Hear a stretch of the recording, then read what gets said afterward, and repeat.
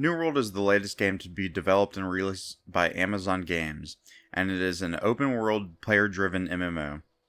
The primary gameplay loop is players collecting materials to build things which help them in combat and collect more materials easily. The key point on this game is that almost every aspect is driven by the player base on each particular server. The economy, housing, factions, territory control, taxes, and simple social interaction in the world. Well, what happens to all this when the player population is stretched to its thinnest? For the past week, I've been playing on the second lowest population server in the US East server list. At the time of recording, the server that I play on has 395 players and is only beat out for the lowest US East population server by 10 players. New World servers are designed for a little over 2,000 players. To put that 395 in perspective, that is to say that approximately only 20% of the space is actually being used up. This video will be my experiences of playing New World with an extremely low population server. First up, the market. To my recollection, not a single person used the market in Windsward until my third day playing. This is probably the worst aspect of playing on a low pop server.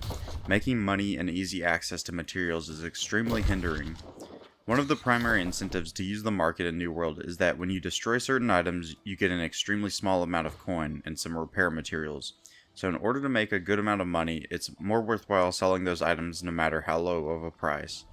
Most items are salvaged for 1/4 of a gold coin when you start out. So an easy alternative to that would to simply try and sell the items you don't want for as little as 1 coin, and maybe someone else will buy it for that cheap, thus resulting in a little less than 4 times the profit you would have made salvaging it instead.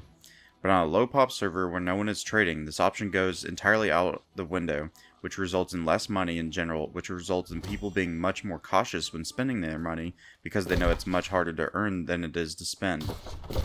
Now, there are another few things that might be able to explain this away, but even now, at the time of recording, other places that are that the market is being used in, and the market is being used in Windsward, it's still there's like very few buy orders, very few sell orders. It's it's mostly people putting up rare materials that they have no use for right now, trying to make like 1,000 or 5,000 gold, or people trying to rip people off with bags. So the other explanation to this could be the fact that this is a post-launch server, and maybe this is what every server looks like when a server starts. But I don't think that's the case, because at this point, people should be getting up into those higher level tiers, and people should be getting better crafting and harvesting. So I don't know. I would think it's partly due to the low population server, but I will get into more of that, how the low pop server sort of affects everything in my third point. The next big downfall of a low pop server is PvP. Open world PvP is an integral design of New World, so much so that the initial design of New World was to be a 100% based around PvP. But through changes in the game, the extremely hardcore PvP MMO that was being worked on was turned into what you see today. Now, that's not to make a judgment call on PvP or not PvP. I always toggle my PvP when I go out, but, you know, I can understand why someone wouldn't want to. Of the 36 hours I've spent playing New World, the number of times I've encountered other PvP players can be counted on 2 hands. That isn't to say that I hardly run into other players. Just most of the time, most of the players don't have PvP enabled. It's actually really weird, because being on such a low pop server means that you're less likely to encounter other players. So wouldn't you want to enable PvP to get the 10% bonus XP, if you're not going to run into other players that often? That's how I see it. If I would have to guess, I would say this. All the servers that existed when New World launched probably have a similar distribution PvP to PvE player ratio, because of the heavy PvP designs this game focuses on.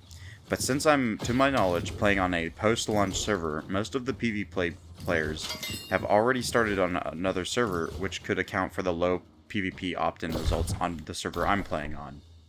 This last part I will just call the social aspects. This will encompass factions, territory control, and general social interactions. 2 things are certain in life, death and taxes, which both can be found in New World.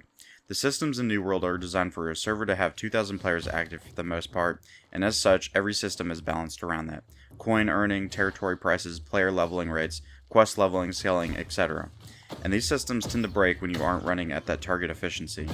Every single part of New World that is designed to be driven by the player base is running at less than a 20% efficiency rate on my server, which means that this server is going to take 5 times as long for these things to actually start happening, which affects each player individually. This draws back on the marketplace very heavily. If I'm in a large pop server and I have gold and I want to level up engineering, for example, then all I have to do is go to the market and buy the necessary materials. But on the server that I'm on, I cannot buy the necessary materials, which leads to 3 actions. Either I go harvest the materials myself, or I ignore that aspect of the game, or simply stop playing because I don't have time to get the materials. Generally speaking, almost every social aspect of the game will be running 1/5 the speed that it should be. What happens when server transfers are added? To be honest, I truly believe the server will be down to less than 100 players.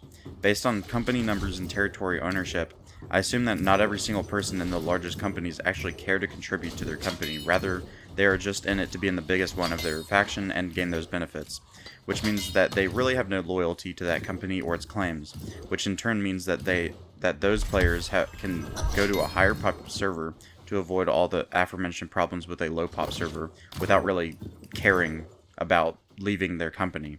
Like, they're just in it to be in it, basically. However, that could also be outweighed by players coming into the server, but honestly, I think most medium servers are going to get the benefits of server transfers due to high pop players wanting to avoid queues and low pop players wanting more players in their world.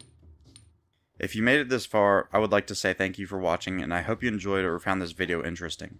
If you like this video, please hit the like button, and as always, I hope you have a good day.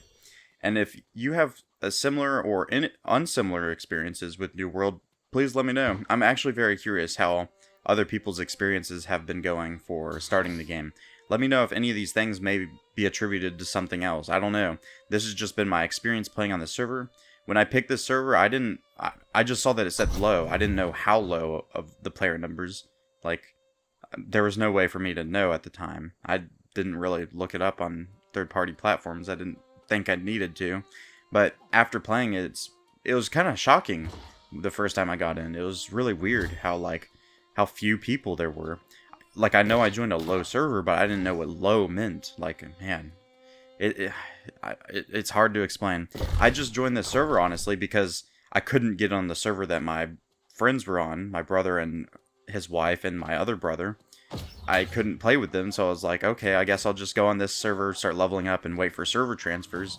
So, when server transfers, I am going to be part of the population that leaves the server, unless, you know, my brother, his wife, and my other brother want to join me on this server, but I doubt they do, because they're on one of the highest pop servers that actually got closed down. So, we're probably going to jump into a medium if I can't get into their server. Because, you know, it's an MMO. I want to play with the people I know. I want to play the game with the people that are playing it that I am talking to. Yeah. Thanks for watching. Have a good day, as I said before.